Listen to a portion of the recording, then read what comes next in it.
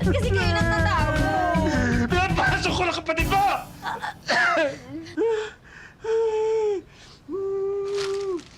Gawa niyo po to? Oh, ang ganda! In fairness, ang bilis niyo pong matuto, ha? Ibulahin mo ko. Hindi, totoo, maganda. Promise, pag nakaipon po ako sa Canada, papataasin ko yung sweldo ninyo. Oo, salamat. Para makabili ko ng bagong mata! Sorry na po. Canada, Canada. Aalis ka? Opo. Maganda na po kasi yung opportunity sa Canada ngayon. Eh, kayo po ba? Ano po bang trabaho niyo noon? Cook. Oh, di ko pa po natitikman yung luto niyo, ah. Nag-retire na po kayo?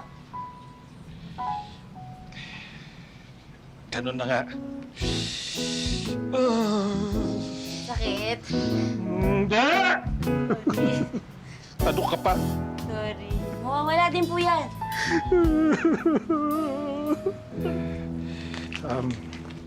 Ito yung supli nung deliver kanina. Mauna na ako. Ay!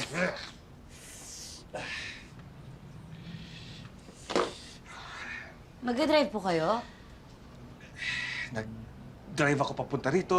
Malamang magdadrive ako pa uwi. Hatid ko na po kayo. Ay.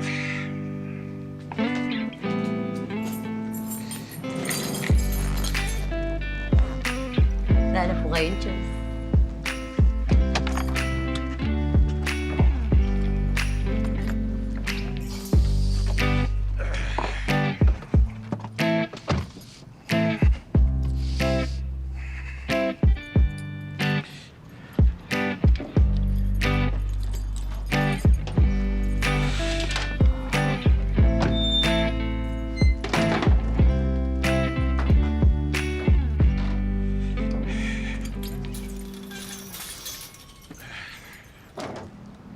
Pwede po magtanong, Hindi. na-stroke po ba kayo? Konting arthritis lang.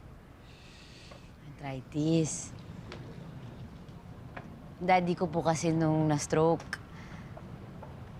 nagka-tremors din po yung kamay.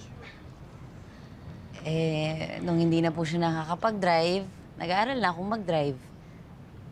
Kaya sa driver na po ako noon hanggang sa nawala siya.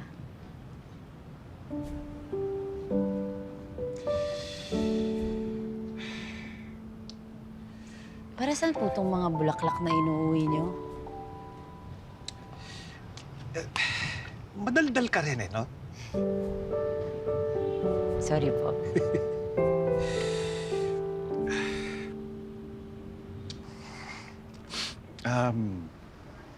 Para sa anak ko, si Angela. Oh! Ay, ang sweet niyo naman po pala eh. Bakit niyo po siya inuwian lagi? Nagtampo sa inyo, no? Kaya nililigawan niyo sa mga bulaklak o baka may pinagdadaanan siya? May cancer siya. Stage 4.